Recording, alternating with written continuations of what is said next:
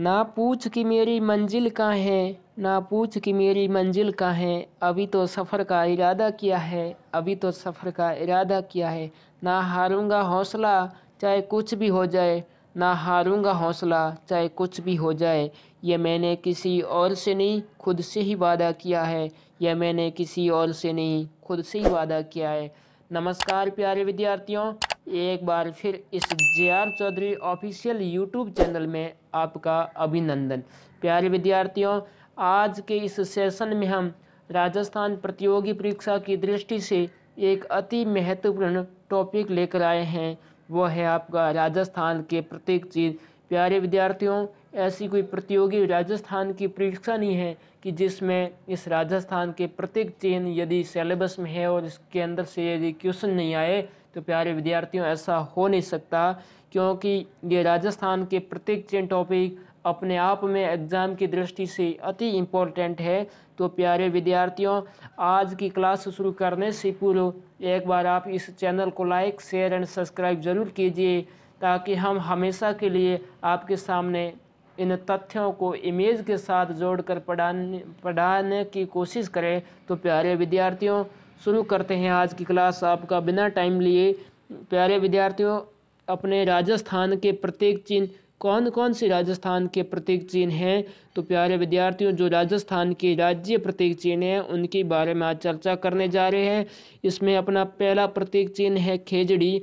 तो प्यारे विद्यार्थियों, आज हम इन तथ्यों को रोचक तरीके के साथ इन इमेज के साथ जोड़कर प्यारे विद्यार्थियों पढ़ाने की कोशिश करेंगे, ताकि आप इन तथ्यों को इमेज के साथ जोड़ते हुए याद कीजिए तो याद करने में आसानी होगी, और इन तथ्यों को इमेज के साथ जोड़कर याद किया हुआ जिंदगी भर नहीं भूल पाओगे। तो प्यारे विद्यार्थियों, आपको पता है कि जो इस इमेज के ऊपर आपको एक पिक्चर दिख रही है वो किसकी है? तो प्यारे विद्यार्थियों, सभी को पता है ये किसकी है।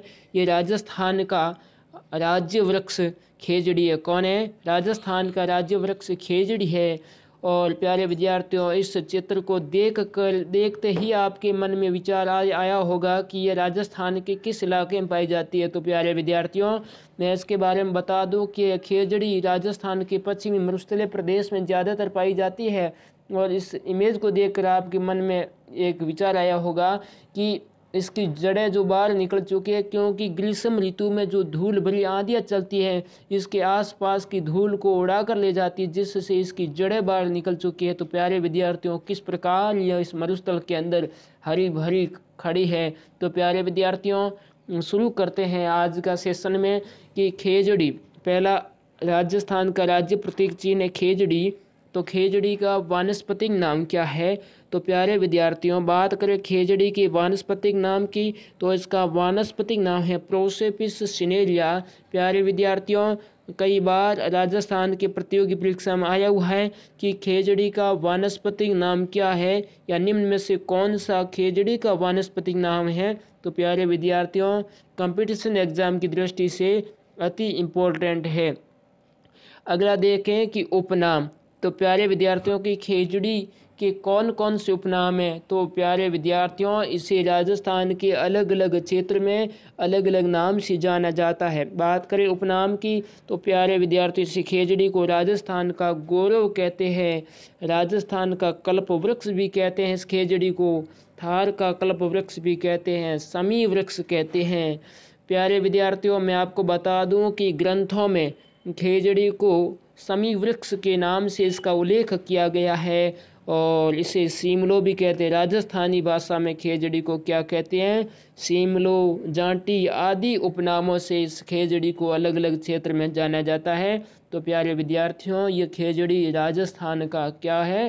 राज्य वृक्ष है। और बात करें कि सिंधी में इस खेजड़ी को क्या कहते हैं? सिंधी में से छोकड़ा कहते हैं, पंजाबी व हरियाणवी में ने क्या कहते हैं? जाटी कहते हैं। तो प्यारे विद्यार्थियों, सिंधी में सौकड़ा, वहीं पंजाबी व हरियाणवी में जाटी के नाम से भी जानी जाती है। और प्यारे विद्यार्थियों, बात करें कि जो ये खेजड़ी राजस्थान के किस क्षेत्र में सर्वाधिक पाई जाती है, तो सर्वाधिक ये खेजड़ी राजस्थान के शेखावाटी क्षेत्र में पाई जाती है। बात करें कि शेखावाटी में, तो प्यारे विद्यार्थियों इसके अंदर राजस्थान के जो चूरू, सीकर और झुंझुनू ये 3 जिले इस शेखावाटी क्षेत्र में आते हैं, जहाँ खेजड़ी के वृक्ष बहुतायत मात्रा में पाए जाते हैं। और आगे देखें कि राजस्थान में सर्वाधिक खेजड़ी यानी राजस्थान के किस पर्टिकुलर ज़िले में खेजड़ी पाई जाती है सर्वाधिक, तो प्यारे विद्यार्थियों राजस्थान के नागौर ज़िले में खेजड़ी के सर्वाधिक वृक्ष आपको देखने को मिलेंगे। तो प्यारे विद्यार्थियों यह खेजड़ी राजस्थान का राज्य वृक्ष है और किस प्रकार यह हरी भरी खड़ी है। तो प्यारे विद्यार्थी बात करें कि जो इस कि खेजड़ी से जो चारा प्राप्त होता है वह चारा क्या कहलाता है, इस चारे को लूम कहते हैं। क्या कहते हैं, इस चारे को लूम कहते हैं, जो बकरियों और भेड़ों के लिए जो उनको चराने के लिए काफ़ी उपयुक्त है। और बात करें प्यारे विद्यार्थियों कि खेजड़ी के फल की, तो प्यारे विद्यार्थियों जो खेजड़ी का हरा फल होता है वह हरा फल सांगरी कहलाता है। क्या कहलाता है, जो हरा फल होता है हरा वह क्या कहलाता है, सांगरी कहलाता है। और बात करें खेजड़ी के सूखे फलों की, तो प्यारे विद्यार्थियों खेजड़ी का सूखा फल खोखा कहलाता है। क्या कहलाता है, खोखा कहलाता है। तो प्यारे विद्यार्थियों जो ये सांगरी है ये ग्रीष्म ऋतु में इस खेजड़ी के ऊपर फल के रूप में लगती है। तो प्यारे विद्यार्थियों और मैं आपको बता दूं कि जो पश्चिमी राजस्थान में जो पंचकूटा है, पंचकूटे की जो सब्जी है उसमें एक सब्जी इस खेजड़ी की जो सांगरी है उसको भी शामिल किया गया है। तो प्यारे विद्यार्थियों यह खेजड़ी राजस्थान का प्रतीक चिन्ह जो एग्ज़ाम की दृष्टि से अति इम्पोर्टेंट है। चलते हैं प्यारे विद्यार्थियों आगे कि खेजड़ी का पूजन कब किया जाता है, किस त्यौहार पर किया जाता है। तो प्यारे विद्यार्थियों इस खेजड़ी का पूजन दशहरे के दिन किया जाता है। कब किया जाता है, दशहरे के दिन खेजड़ी का विशेष रूप से पूजन किया जाता है। आगे है कि खेजड़ी का पूजन शीतला माता के प्रतीक के रूप में भी किया जाता है। शीतला माता के प्रतीक के रूप में इस खेजड़ी का पूजन किया जाता है। आगे है प्यारे विद्यार्थियों कि खेजड़ी परमार व तोमर वंश का राज्य वृक्ष भी है। कौन से 2 वंश है, तो परमार वंश व तोमर वंश का राज्य वृक्ष भी है खेजड़ी। और आगे देखें कि खेजड़ी को राज्य वृक्ष का दर्जा कब दिया गया। तो प्यारे विद्यार्थियों एग्ज़ाम की दृष्टि से महत्वपूर्ण है कि खेजड़ी को राज्य वृक्ष का दर्जा कब दिया गया। तो बात करूं कि 31 अक्टूबर कब, 31 अक्टूबर 1983 को खेजड़ी को राज्य वृक्ष का दर्जा दिया गया था। कब दिया गया था, 31 अक्टूबर प्यारे विद्यार्थियों 31 अक्टूबर 1983 को खेजड़ी को राजस्थान का राज्य वृक्ष का दर्जा दिया गया। और बता दूं कि राजस्थान का राज्य वृक्ष का दर्जा देने के बाद इस खेजड़ी को बचाने के लिए राज्य सरकार तथा केंद्र सरकार ने समय समय पर विभिन्न ऑपरेशन व योजनाओं का क्रियान्वयन कर इन खेजड़ी वृक्ष को बचाने और इनको बढ़ावा देने का प्रयास भी किया है।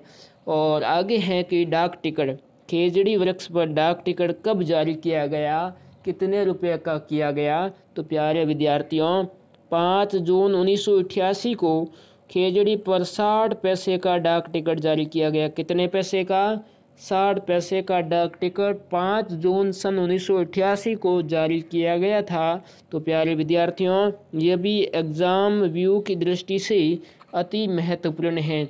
आगे है कि ऑपरेशन खेजड़ा, तो प्यारे विद्यार्थियों सन 1991 में कब, सन 1991 में इस खेजड़ी वृक्ष को बढ़ावा देने के लिए तथा इनके संरक्षण के लिए राज्य सरकार के द्वारा ऑपरेशन खेजड़ा चलाया गया था। कौन सा ऑपरेशन खेजड़ा ऑपरेशन। प्यारे विद्यार्थियों कई बार एग्जाम में आया है कि ऑपरेशन खेजड़ा किससे संबंधित है या ऑपरेशन खेजड़ा कब चलाया गया। तो प्यारे विद्यार्थियों ऑपरेशन खेजड़ा खेजड़ी के संरक्षण से संबंधित है जिसे सन 1991 में चलाया गया था। आगे है अपना कि थार शोभा, थार शोभा क्या है। तो प्यारे विद्यार्थी मैं आपको बता दूं कि जो थार शोभा है एक खेजड़ी की कांटे रहित किस्म है। कैसी किस्म है, कांटे रहित किस्म है खेजड़ी की। और बात करें कि इसका विकास किसके द्वारा किया गया, तो प्यारे विद्यार्थियों केंद्रीय शुष्क बागवानी संस्थान बीकानेर या राष्ट्रीय शुष्क बागवानी संस्थान बीकानेर के द्वारा इस खेजड़ी की कांटे रहित किस्म का विकास किया गया है। तो प्यारे विद्यार्थियों, जो ये थार शोभा है ये खेजड़ी की कैसी है? कांटे रहित किस्म है। चलते हैं प्यारे विद्यार्थियों अगले क्वेश्चन की ओर कि खेजड़ी वृक्ष को चिपको आंदोलन का प्रेरणा स्रोत माना जाता है। किस आंदोलन को? खेजड़ी वृक्ष को चिपको आंदोलन का प्रेरणा स्रोत माना जाता है। खेजड़ी वृक्ष को, कौन से वृक्ष को? खेजड़ी वृक्ष को चिपको आंदोलन का प्रेरणा स्रोत माना जाता है। विद्यार्थियों, इस खेजड़ी को चिपको आंदोलन का प्रेरणा स्रोत भी माना जाता है। आगे है कि प्यारे विद्यार्थियों में बात करूं कि चिपको आंदोलन, तो प्यारे विद्यार्थियों सन 1973 में, कब? सन 1973 में, यानी उत्तराखंड के टिहरी बांध को बचाने के लिए, उनके संरक्षण के लिए सुंदरलाल बहुगुणा के नेतृत्व में इस चिपको आंदोलन को चलाया गया था। उस चिपको आंदोलन को यदि बात करें प्रेरणा स्रोत की, तो प्यारे विद्यार्थियों ये खेजड़ी वृक्ष इस चिपको आंदोलन का क्या है? प्रेरणा स्रोत हैं। यह चिपको आंदोलन सन 1973 को उत्तराखंड में चलाया गया था सुंदरलाल बहुगुणा के द्वारा। आगे है कि खेजड़ली दिवस। प्यारे विद्यार्थियों, कि खेजड़ली दिवस कब मनाया जाता है और सर्वप्रथम कब मनाया गया? तो प्यारे विद्यार्थियों कि 12 सितंबर 1978 को सर्वप्रथम खेजड़ली दिवस मनाया गया था और इसी दिन यानी 12 सितंबर को प्रतिवर्ष खेजड़ली दिवस के रूप में मनाया जाता है। तो सर्वप्रथम कब मनाया गया था? 12 सितंबर सन 1978 को खेजड़ली दिवस मनाया गया था। आगे है कि संत जाम्बो जी ने वन्य जीव रक्षा और वृक्ष रक्षा का संदेश दिया। प्यारे विद्यार्थियों, कई बार एग्जाम में पूछा गया है कि किस संत ने वन्य जीव रक्षा और वृक्ष रक्षा का संदेश दिया? तो प्यारे विद्यार्थियों, विष्णुई धर्म के प्रसिद्ध संत श्री जाम्बो जी ने वन्य जीव रक्षा एवं वृक्ष रक्षा का संदेश दिया। आगे है कि पेड़ वाले बाबा किसे कहते हैं? तो प्यारे विद्यार्थियों, भिवाड़ी अलवर के निवासी काकापुरी, जिन्हें पेड़ों वाले बाबा के नाम से जाना जाता है, क्योंकि इन्होंने भिवाड़ी अलवर के आसपास के क्षेत्र में पेड़ों को बचाने के लिए जन जागरूकता का कार्य किया, इसलिए इस काकापुरी को पेड़ वाले बाबा के नाम से भी जाना जाता है। आगे है अपने कि भारतीय कृषि अनुसंधान परिषद ने खेजड़ी को शुष्क फलों की श्रेणी में शामिल किया। कौन सी संस्थान है? तो प्यारे विद्यार्थियों, भारतीय कृषि अनुसंधान परिषद ने इस खेजड़ी को तो शुष्क फलों की श्रेणी में शामिल किया है भारतीय कृषि अनुसंधान परिषद के द्वारा। आगे है प्यारे विद्यार्थियों कि खेजड़ली घटना, कौन सी घटना? खेजड़ली घटना किससे संबंधित है और कब घटित हुई? तो प्यारे विद्यार्थियों, ये खेजड़ली घटना जोधपुर के खेजड़ली गांव से संबंधित है। इस घटना ये 28 अगस्त 1730 को, कब? 28 अगस्त 1730 को भाद्रपद शुक्ल दशमी के दिन घटित हुई थी। बता दूं कि प्यारे विद्यार्थियों, मारवाड़ के शासक, कहाँ के शासक? मारवाड़ के शासक अभय सिंह ने इस खेजड़ी गांव में वृक्षों को काटने के आदेश जारी किए। तो प्यारे विद्यार्थियों, तो इस मारवाड़ के अभय सिंह के हाकिम थे गिरिधरदास भंडारी। कौन थे? गिरिधरदास भंडारी थे। इन्होंने वृक्षों को काटना शुरू किया। तो प्यारे विद्यार्थियों, सन 1730 में भाद्रपद शुक्ल दशमी के दिन अमृता देवी बिश्नोई के नेतृत्व में 363 लोगों ने इस खेजड़ी वृक्ष को बचाने के लिए पेड़ों से चिपककर अपने प्राणों की आहुति दी, अपने प्राणों का बलिदान दिया। तो प्यारे विद्यार्थियों, यह खेजड़ली घटना अति इम्पोर्टेंट है। और बात करें कि विश्व का एकमात्र वृक्ष मेला कहाँ लगता है, तो इसी खेजड़ली गांव जोधपुर में विश्व का एकमात्र वृक्ष मेला भी लगता है। अगला है प्यारे विद्यार्थियों कि लोक देवता गोगा जी, केसरिया कुंवर जी, जूंजार जी का थान किस वृक्ष के नीचे होता है? तो प्यारे विद्यार्थियों, गोगा जी का, केसरिया कुंवर जी का, जूंजार जी का थान इस खेजड़ी वृक्ष के नीचे बनाए जाते हैं। प्यारे विद्यार्थियों, अगला है अपना कि अगला कौन सा है प्रतीक चिन्ह, तो रोहिड़ा है अगला प्रतीक चिन्ह। प्यारे विद्यार्थियों, यह भी राजस्थान एग्जाम की दृष्टि से महत्वपूर्ण है कि अगला प्रतीक चिन्ह कौन सा है, रोहिड़ा है। आपको इस स्क्रीन पर रोहिड़े की इमेज दिख रही है और किस प्रकार यह फूलों से हरा भरा लबालब खड़ा है। तो प्यारे विद्यार्थियों, ये भी जो रोहिड़ा एग्ज़ाम की दृष्टि से महत्वपूर्ण है और इसके ऊपर जो फूल लगे हैं इन्हें राजस्थान का राज्य पुष्प भी कहा जाता है। तो प्यारे विद्यार्थियों, देखते हैं इस रोहिड़े के बारे में कि इस रोहिड़े की क्या क्या विशेषता है। तो प्यारे विद्यार्थियों, रोहिड़े का वानस्पतिक नाम, तो वानस्पतिक नाम है टिकोमेला अंडुलेटा, इस रोहिड़े का वानस्पतिक नाम है। और बात करें कि इस रोहिड़े को राजस्थान के अलग अलग क्षेत्र में किस नाम से जाना जाता है, कि कौन से इसके उपनाम है, तो प्यारे विद्यार्थियों, रोहिड़े को रेगिस्तान या मरुस्थल का सागवान कहते हैं, मरु टीक कहा जाता है और इसे राजस्थान की मरु शोभा कहा जाता है। प्यारे विद्यार्थियों, एग्जाम की दृष्टि से महत्वपूर्ण है कि कौन से वृक्ष को राजस्थान की मरु शोभा कहा जाता है। तो प्यारे विद्यार्थियों, जो ये रोहिड़ा है इसे राजस्थान की मरु शोभा कहा जाता है। आगे है प्यारे विद्यार्थियों कि रोहिड़े को राजस्थान का राज्य पुष्प कब घोषित किया गया। तो प्यारे विद्यार्थियों, राजस्थान का राज्य पुष्प 31 अक्टूबर सन 1983 को रोहिड़े के फूल को राजस्थान का राज्य पुष्प घोषित किया गया। जब खेजड़ी को राज्य वृक्ष घोषित किया उसी दिन इस रोहिड़े के पुष्प को राजस्थान का राज्य पुष्प घोषित किया गया था। प्यारे विद्यार्थियों, 31 अक्टूबर सन 1983 को। आगे है कि रोहिड़े के फूल को जोधपुर में मारवाड़ टीक के नाम से जाना जाता है, कि रोहिड़े के फूल को जोधपुर में किस नाम से जाना जाता है। तो प्यारे विद्यार्थियों, मारवाड़ टीक के नाम से जाना जाता है।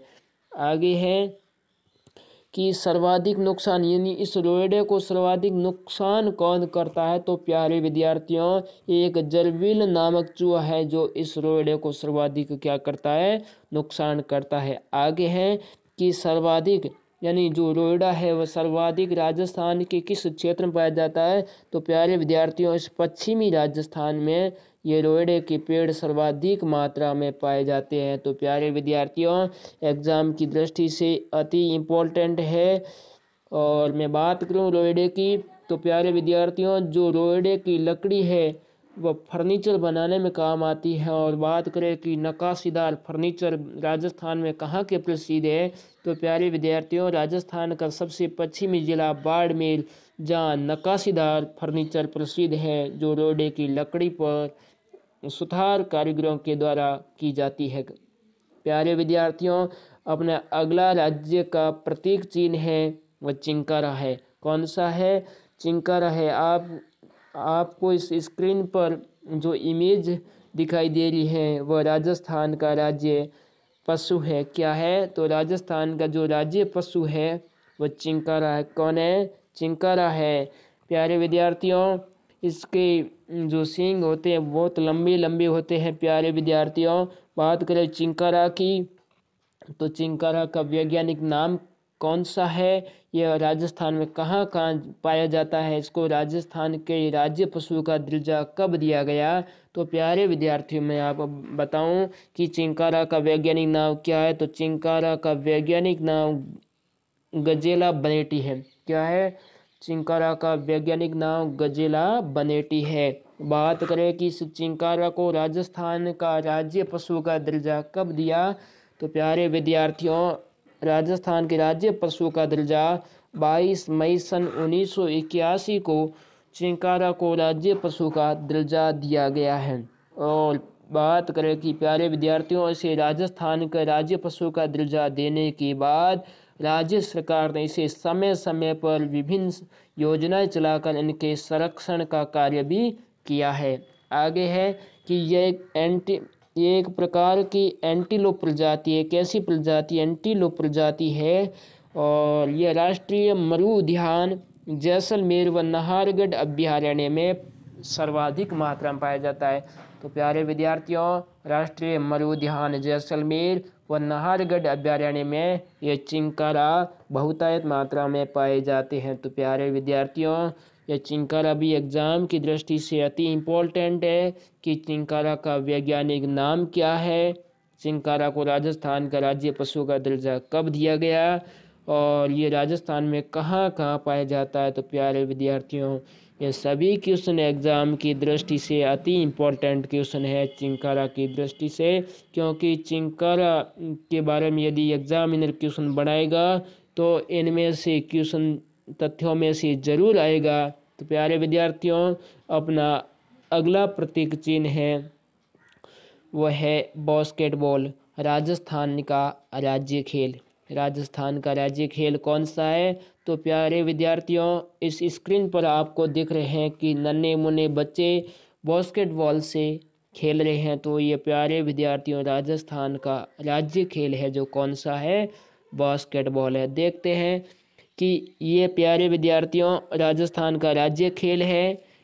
घोषणा यानी इस बास्केटबॉल को राजस्थान का राज्य खेल की घोषणा कब की? तो प्यारे विद्यार्थियों सन 1948 में इस बास्केटबॉल को राजस्थान का राज्य खेल की घोषणा की है। आगे है कि इस बास्केटबॉल में कितने खिलाड़ी एक टीम में खेलते हैं? तो प्यारे विद्यार्थियों सामान्यतः एक समय में एक सक्रिय टीम में 5 खिलाड़ी होते हैं। कितने खिलाड़ी होते हैं?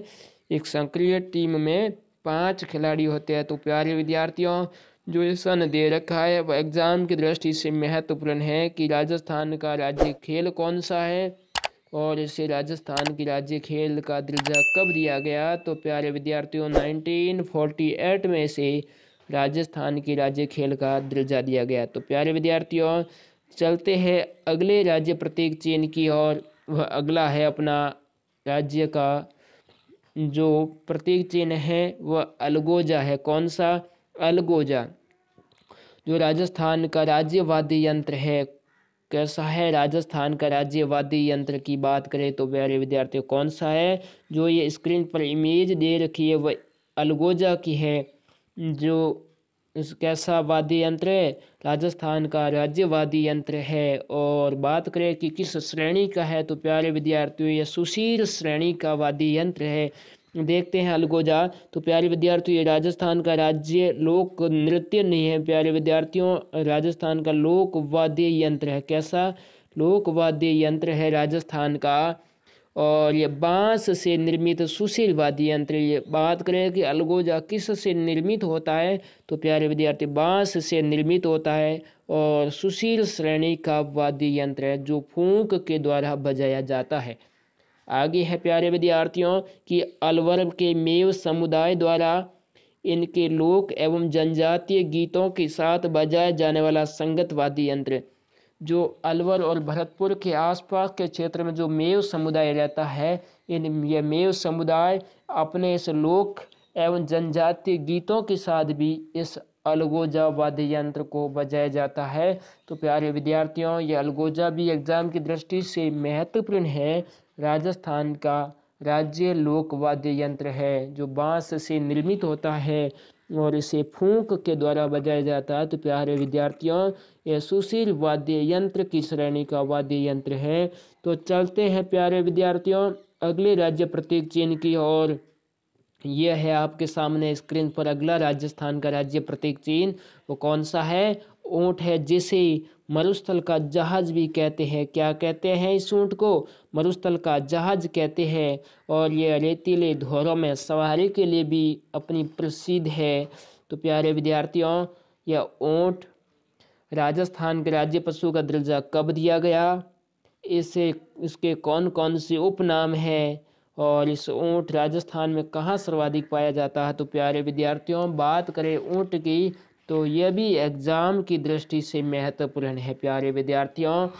तो देखें कि ऊंट का वैज्ञानिक नाम क्या है। तो प्यारे विद्यार्थियों, जो ऊंट का वैज्ञानिक नाम है वह कैमेलस ड्रोमेडेरियस है। कौन सा है? ऊंट का वैज्ञानिक नाम कैमेलस ड्रोमेडेरियस है, जो कि प्रतियोगी परीक्षा की दृष्टि से अति इम्पोर्टेंट है। आगे है कि ऊंट को राजस्थान के राज्य पशु का दर्जा कब दिया गया? तो प्यारे विद्यार्थियों 16 सितंबर 2014 को राजस्थान के माननीय मुख्यमंत्री वसुंधरा राजे द्वारा इसे राजस्थान के राज्य पशु का दर्जा दिया गया। कब? तो 16 सितंबर 2014 को। प्यारे विद्यार्थियों इस घोषणा के बाद ऊंट को बचाने के लिए सरकार के द्वारा समय समय पर विभिन्न योजनाओं के माध्यम से इनके संरक्षण का कार्य भी किया जा रहा है तथा इनकी घटती संख्या को देखकर इनको बढ़ाने के लिए समय समय पर विभिन्न योजनाएं भी संचालित की जा रही है। प्यारे विद्यार्थियों, अगला है कि ऊंट को मरुस्थल का जहाज भी कहते हैं। ऊंट को मरुस्थल का क्या कहते हैं? जहाज कहते हैं, क्योंकि प्यारे विद्यार्थियों ये रेतीले धोरों के अंदर सवारी के लिए प्रसिद्ध है, इसलिए ऊंट को इस मरुस्थल का जहाज कहते हैं। प्यारे विद्यार्थियों, आगे है कि ऊंटों के देवता किसे कहते हैं? तो प्यारे विद्यार्थियों ऊंटों के देवता किसे कहते हैं?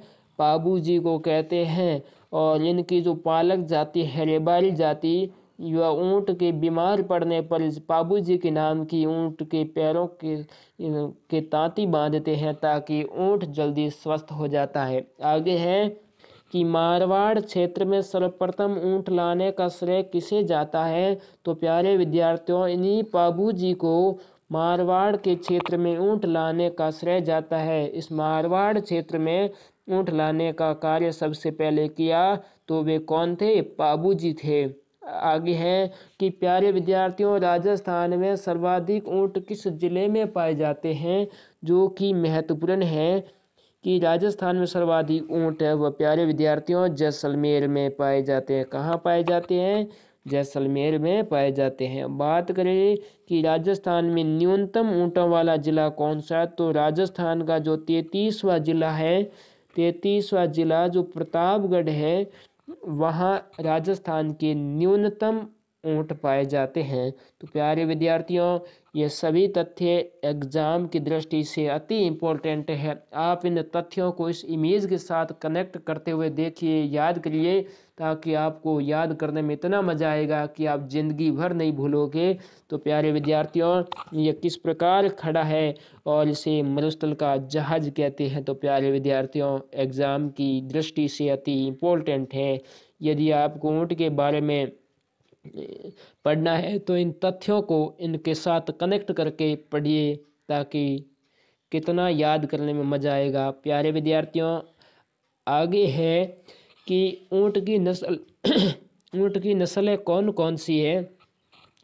तो ऊंट की नस्लों में प्यारे विद्यार्थियों अलवरी, कच्छी, सिंधी, जैसलमेरी, बीकानेरी, गोमट और नाचना। प्यारे विद्यार्थियों ये ऊंट की नस्ल है जो एग्ज़ाम की दृष्टि से भी महत्वपूर्ण। विद्यार्थियों कई बार पूछा गया एग्जाम में है कि कौन सी नस्ल ऊंट की है और कौन सी नहीं है। तो प्यारे विद्यार्थियों ये नस्ल है जो एग्जाम की दृष्टि से अति इम्पोर्टेंट है। तो प्यारे विद्यार्थियों जो गोमट नस्ल है वह जोधपुर के फलोदी क्षेत्र में पाई जाती हैं, वो सवारी के लिए प्रसिद्ध है। और बात करें नाचना की तो प्यारे विद्यार्थियों नाचना जो ऊंट की नस्ल है वह राजस्थान के जैसलमेर जिले में पाई जाती है। आगे देखें कि सर्वश्रेष्ठ नस्ल ऊंट की कौन सी नस्ल सर्वश्रेष्ठ है? तो प्यारे विद्यार्थियों जो नाचना नस्ल का ऊंट है जैसलमेर में वह सर्वश्रेष्ठ नस्ल का ऊंट है।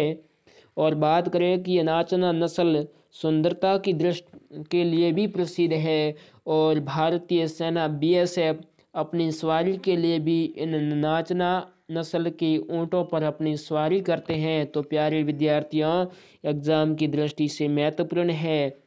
अगला है कि ऊँट के श्रृंगार के लिए कौन कौन से आभूषण बांधे जाते हैं। तो प्यारे विद्यार्थियों ऊँट के जो श्रृंगार के लिए जो एक आभूषण है गोरबंद आभूषण जो ऊँट के गले में बांधा जाता है। प्यारे विद्यार्थियों कई बार पूछा गया है कि गोरबंद आभूषण किसका? तो प्यारे विद्यार्थियों ऊँट के गले में गोरबंद आभूषण बांधा जाता है। गोड़िया आभूषण की बात करें तो ऊँटों की टांगों पर यानी ऊँट के पैरों पर जो आभूषण होता है वो गोड़िया आभूषण है। और परचनी आभूषण ऊँट की पूंछ पर बांधा जाता है। काठी या पिलान। प्यारे विद्यार्थियों, यह ऊँट की पीठ पर बांधा जाता है और सवारी यदि ऊँट पर सवारी करनी है तो पिलान को बांध कर फिर सवारी करते हैं प्यारे विद्यार्थियों ऊँट पर, जो एग्ज़ाम की दृष्टि से महत्वपूर्ण है। आगे है कि मृत ऊँट की खाल पर की जाने वाली चित्रकारी, यानी ऊँट के मरने के बाद जो खाल होती है उस खाल पर चित्रकारी की जाती है, उसे क्या कहते हैं? तो प्यारे विद्यार्थियों, उस मृत ऊँट की खाल पर की जाने वाली चित्रकारी को उस्ता कला या मुनवती कला कहते हैं। और यह उस्ता कला या मुनवती कला कहाँ की प्रसिद्ध है? तो प्यारे विद्यार्थियों, राजस्थान के बीकानेर जिले की यह उस्ता कला या मुनवती कला प्रसिद्ध है विश्व भर में। और बात करें कि इसके प्रसिद्ध कलाकार कौन है, तो प्यारे विद्यार्थियों, इसके प्रसिद्ध कलाकार बीकानेर के हिसामुद्दीन उस्ता है। कौन है? बीकानेर के हिसामुद्दीन उस्ता इसके प्रसिद्ध कलाकार है। अगला है कि जिंदा ऊँट के बालों पर की जाने वाली चित्रकारी, यानी जिंदे ऊँट के बालों को काट कर उसके ऊपर की जाने वाली चित्रकारी क्या कहलाती है? तो जट कतराई कहलाती है। और जो मृत ऊँट की खाल पर मुनवती कला और जिंदा ऊँट के बालों को कतर करके जाने वाली चित्रकारी जट कतराई कहलाती है।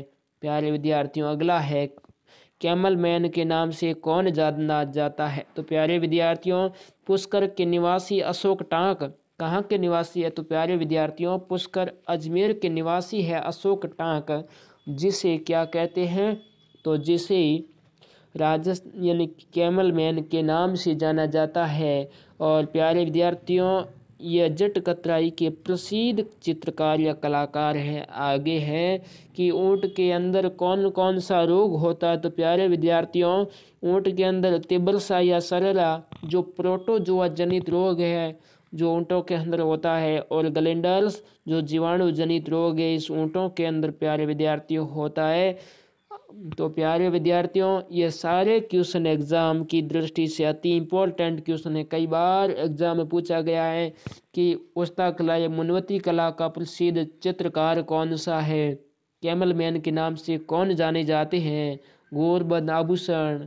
तो प्यारे विद्यार्थियों, जो एग्ज़ाम की दृष्टि से अति इम्पोर्टेंट तथ्य है, प्यारे विद्यार्थियों, उन इम्पोर्टेंट तथ्यों को इस प्लेटफॉर्म पर लाने की हमने कोशिश की है ताकि आप कम समय में एग्ज़ाम में और बेटर कर सके। तो प्यारे विद्यार्थियों, इस वीडियो को आप ज़रूर देखना ताकि आप इस इमेज के साथ इन तथ्यों को याद किया हुआ ज़िंदगी भर नहीं भूल पाओगे और एग्ज़ाम के अंदर और बेटर करके आओगे। तो प्यारे विद्यार्थियों, आगे है कि ऊँटों की कुर्बानी के लिए प्रसिद्ध महल कौन सा है? तो प्यारे विद्यार्थियों, जो आपके सामने ऊँट दिख रहा है वह बूढ़ा ऊँट, कैसा ऊँट? बूढ़ा ऊँट है। और किस प्रकार इस ऊँट का श्रृंगार किया हुआ है? गले के अंदर गोरबंद आभूषण, इसके पीठ पर कैसे पिलान या काठी बांधी हुई है, जो सवारी करने के लिए इस पीठ के ऊपर काठी बांधते हैं या पिलान बांधते हैं। तो प्यारे विद्यार्थियों,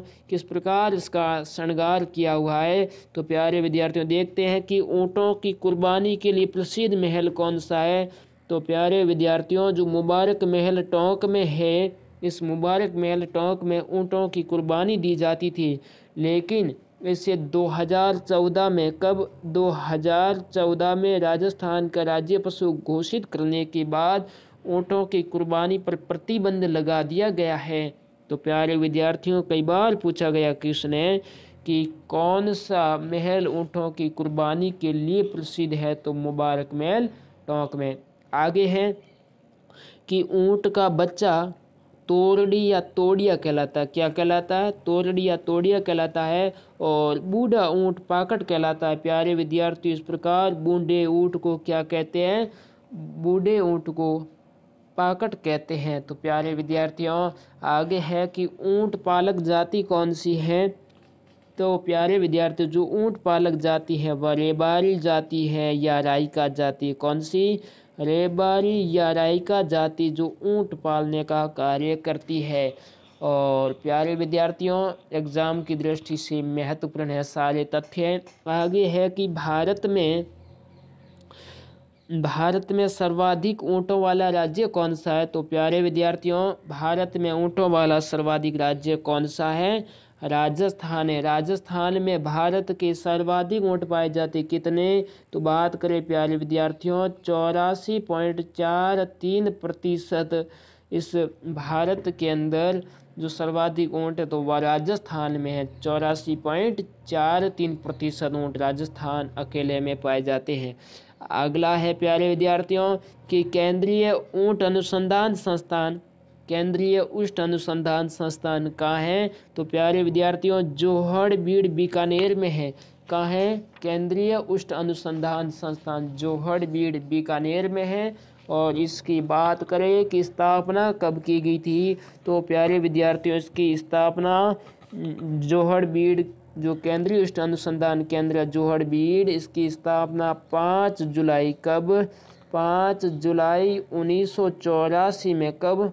1984 में इस केंद्रीय ऊँट अनुसंधान केंद्र की स्थापना बीकानेर में की गई थी। और बात करें प्यारे विद्यार्थियों किसके द्वारा की गई थी? तो भारतीय कृषि अनुसंधान परिषद के द्वारा 5 जुलाई सन 1984 को इस केंद्रीय ऊँट अनुसंधान संस्थान की स्थापना की गई थी। और देखें कि इस केंद्रीय ऊँट अनुसंधान परिषद जोहड़बीड़ बीकानेर में एक अश्व अनुसंधान केंद्र भी संचालित है और जहां चेतक के वंशज तैयार किए जाते हैं। तो प्यारे विद्यार्थियों, ये केंद्रीय ऊँट अनुसंधान संस्थान या केंद्र एग्जाम की दृष्टि से अति इम्पोर्टेंट है। आगे है कि भारत की पहली कैमल मिल्क डेयरी कहाँ है? तो भारत की पहली कैमल मिल्क डेयरी जोहड़बीड़ बीकानेर के अंदर है। और अगला है प्यारे विद्यार्थियों की ऊँटनी के दूध के प्रसंस्करण हेतु मिनी प्लांट कहाँ है? तो प्यारे विद्यार्थियों, एग्जाम की दृष्टि से महत्वपूर्ण है कि ऊँटनी के दुग्ध के प्रसंस्करण हेतु मिनी प्लांट राजस्थान की राजधानी जयपुर के अंदर लगाया गया है।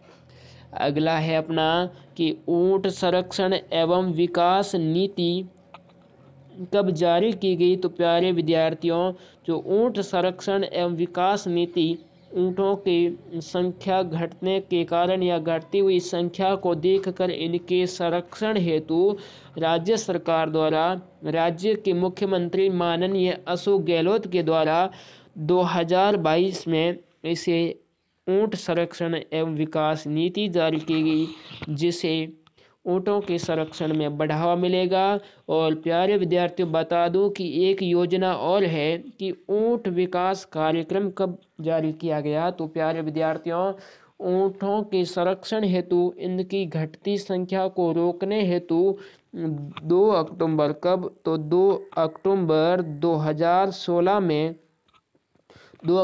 2016 में राजस्थान के माननीय मुख्यमंत्री वसुंधरा राजे सरकार के द्वारा ऊँट विकास कार्यक्रम योजना लॉन्च की गई, जिसके तहत ऊँट पालक जाति को ऊँटों के संरक्षण हेतु इनकी संख्या को बढ़ाने हेतु 10,000 रुपये की कितनी 10,000 रुपये की प्यारे विद्यार्थियों आर्थिक सहायता के रूप में दी जाती है। तो प्यारे विद्यार्थियों, जो ये तथ्य एग्जाम की दृष्टि से महत्वपूर्ण है, तो प्यारे विद्यार्थियों इन तथ्यों को इन इमेज के साथ जोड़ते हुए पढ़िए ताकि आप याद करने में आपको आसानी होगी। चलते हैं आगे कि राजस्थान का अगला है प्रतीक चिन्ह, वह कौन सा है? राजस्थान का राज्य नृत्य घूमर। और प्यारे विद्यार्थियों, इस इमेज को देखकर आपके मन में विचार आया होगा कि ये राजस्थानी वेशभूषा, राजस्थानी परिधान पहनकर जो महिलाएं 5-7 महिलाएं इकट्ठी होकर नृत्य कर रही है, ये राजस्थान का राज्य नृत्य है। राजस्थान का राज्य नृत्य है जिसे नृत्यों का सिरमौर कहते हैं, रजवाड़ी लोक नृत्य कहते हैं, राजस्थान के नृत्यों की आत्मा कहते हैं। और ये नृत्य महिलाओं के द्वारा विशेष रूप से अवसरों या पर्वों पर किया जाता है। तो प्यारे विद्यार्थियों, देखते हैं कि नृत्य, इस जो घूमर नृत्य है इसे राजस्थान का राज्य नृत्य कहते हैं। और इसके उपनाम की बात करें तो प्यारे विद्यार्थियों, इसे राजस्थान के नृत्यों की आत्मा, लोक नृत्यों का सिरमौर, रजवाड़ी लोक नृत्य आदि नामों से जाना जाता है। प्यारे विद्यार्थियों, ये नाम है जो उनके उपनाम एग्ज़ाम की दृष्टि से अति महत्वपूर्ण है कि किस नृत्य को राजस्थान के नृत्यों की आत्मा कहा जाता है या कौन सा नृत्य रजवाड़ी लोक नृत्य है। तो प्यारे विद्यार्थियों, जो घूमर नृत्य है वो राजस्थान के नृत्यों की आत्मा, लोक नृत्यों का सिरमौर रजवाड़ी लोक नृत्य है। प्यारे विद्यार्थियों, जो एग्ज़ाम की दृष्टि से अति इम्पोर्टेंट है। आगे है कि शुभ अवसरों व पर्वों पर महिलाओं के द्वारा किया जाता है। तो बात करूँ मैं घूमर नृत्य की, तो प्यारे विद्यार्थियों, यह घूमर नृत्य विशेष रूप से गणगौर पर किया जाता है। कब किया जाता है? यानी गणगौर पर विशेष रूप से यह नृत्य किया जाता है प्यारे विद्यार्थियों, और महिलाओं के द्वारा ही किया जाता है आमतौर पर, लेकिन कभी कभार इन महिलाओं के साथ पुरुष भी मिश्रित रूप से नृत्य करते हैं। तो प्यारे विद्यार्थियों, एग्जाम की दृष्टि से महत्वपूर्ण है। किस प्रकार राजस्थानी परिधान के अंदर महिलाएं घूंघट निकाले हुए नृत्य कर रही हैं, तो प्यारे विद्यार्थियों अति महत्वपूर्ण है। आगे है कि घूमर नृत्य के अंदर ढोल, नगाड़ा व शहनाई वाद्य यंत्र भी बजाए जाते हैं। और आगे है कि राजस्थान में घूमर के कितने प्रकार प्रचलित है। तो प्यारे विद्यार्थियों, राजस्थान में घूमर के 3 प्रकार प्रचलित है। कौन कौन से? तो घूमर जो महिलाओं के द्वारा किया जाता है वह घूमर, और घूमरिया बालिकाओं के द्वारा, अविवाहित बालिकाओं एवं कन्याओं के द्वारा जो नृत्य किया जाता है इकट्ठी होकर गोल घेरे में, तो वह क्या कहलाता है? वह घूमरिया कहलाता है। क्या कहलाता है प्यारे विद्यार्थियों? वह घूमरिया। और प्यारे विद्यार्थियों, जो अविवाहित बालिका जो नृत्य करती है वह घूमरिया कहलाता है। क्या कहलाता है? घूमरिया कहलाता है। आगे है लूर, यानी जो ग्रास्य महिलाओं के द्वारा गोल घेरे में नृत्य किया जाता है वह लूर कहलाता है। लेकिन प्यारे विद्यार्थियों, यह तीनों नृत्य इस घूमर नृत्य के ही प्रकार है, यानी अलग अलग क्षेत्र में अलग अलग नामों से जाना जाता है। तो प्यारे विद्यार्थियों, यह महिलाएं गोल घेरे में इकट्ठी होकर नृत्य करती है। कौन सा नृत्य है? घूमर नृत्य, जिसे राजस्थान की नृत्यों का सिरमौर कहते हैं। प्यारे विद्यार्थियों, एग्जाम की दृष्टि से अति महत्वपूर्ण है राजस्थान का राज्य नृत्य घूमर। चलते हैं प्यारे विद्यार्थियों अगले प्रतीक चिन्ह की ओर। अगला प्रतीक चिन्ह है अपना राजस्थान का राज्य पक्षी गोडावण। कौन सा है? राजस्थान का जो राज्य पक्षी है गोडावण। इस इमेज जो स्क्रीन पर आपको इमेज दिखाई दे रही है वो प्यारे विद्यार्थियों किसकी है? राजस्थान के राज्य पक्षी गोडावण की है। और बात करें प्यारे विद्यार्थियों, तो ये विशेष रूप से तो मोरनी की तरफ दिख रहा है, लेकिन यह राजस्थान का राज्य पक्षी गोडावण है। इसका वैज्ञानिक नाम की बात करें तो प्यारे विद्यार्थियों, इसका वैज्ञानिक नाम है क्रायोटिस नाइग्रिसेप्स। इस गोडावण का वैज्ञानिक नाम क्या है? तो क्रायोटिस नाइग्रिसेप्स इसका वैज्ञानिक नाम है। प्यारे विद्यार्थियों, इसके कौन कौन से उपनाम हैं? तो प्यारे विद्यार्थी, उपनाम की बात करें तो इसे अलग अलग क्षेत्र में अलग अलग नाम से जाना जाता है। इसे सोहन चिड़िया, गूंधन मेर, हुकना, माल मोरडी और ग्रेट इंडियन बस्टर्ड के नामों से भी जाना जाता है। और प्यारे विद्यार्थियों, बात करें कि अजमेर में से माल मोरडी के नाम से जाना जाता है गोडावण को। तो प्यारे विद्यार्थियों, यह नाम एग्ज़ाम की दृष्टि से अति इम्पोर्टेंट है, आप इसे नोट जरूर करना। जो इसका वैज्ञानिक नाम भी कई बार प्रतियोगी परीक्षा में पूछा गया है। तो प्यारे विद्यार्थियों, हम बार बार बोलकर इसलिए बता रहे हैं कि इम्पोर्टेंट है, इसलिए इम्पोर्टेंट है क्योंकि प्यारे विद्यार्थियों यह राजस्थान का राज्य पक्षी है और कई बार प्रतियोगी परीक्षा में पूछा गया, रिपीट हुआ क्वेश्चन है। अगला है कि इस गोडावण को राजस्थान का राज्य पक्षी का दर्जा कब दिया गया? तो प्यारे विद्यार्थी, इसे राजस्थान के राज्य पक्षी का दर्जा 22 मई सन 1981 को इसे राजस्थान के राज्य पक्षी का दर्जा दिया गया है। उसके बाद सरकार ने इसके संरक्षण के लिए समय समय पर विभिन्न योजनाओं का क्रियान्वयन करके इसके संरक्षण हेतु महत्वपूर्ण कार्य भी किए हैं। अगला है कि डाक टिकट। गोडाउन पर कब डाक टिकट जारी किया गया, कितने रुपए का किया गया? तो प्यारे विद्यार्थियों 1 नवंबर सन 1980 को 2.30 पैसे यानी 2 रुपये और 30 पैसे का डाक टिकट जारी किया है इस गोडाउन पर।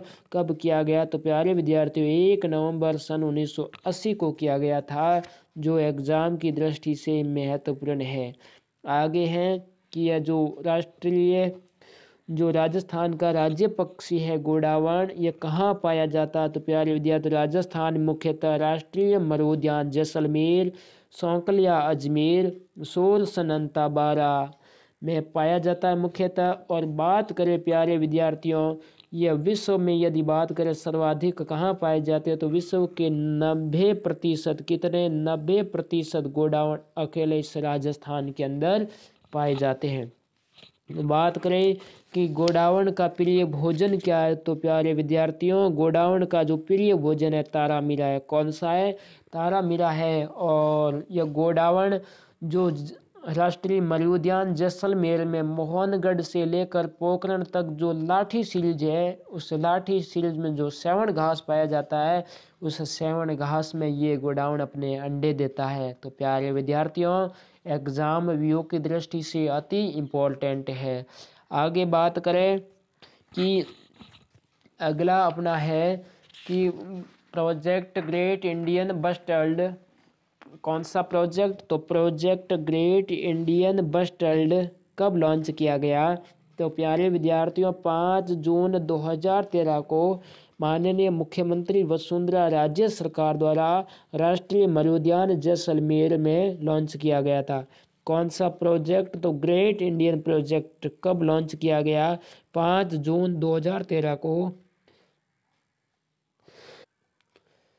5 जून 2013 को जब विश्व पर्यावरण दिवस के दिन राज्य सरकार ने ग्रेट इंडियन बस्टर्ड नामक प्रोजेक्ट लॉन्च किया। यह प्रोजेक्ट गोडावण के संरक्षण के लिए लॉन्च किया गया, ताकि गोडावण का क्या किया जाए? संरक्षण किया जाए।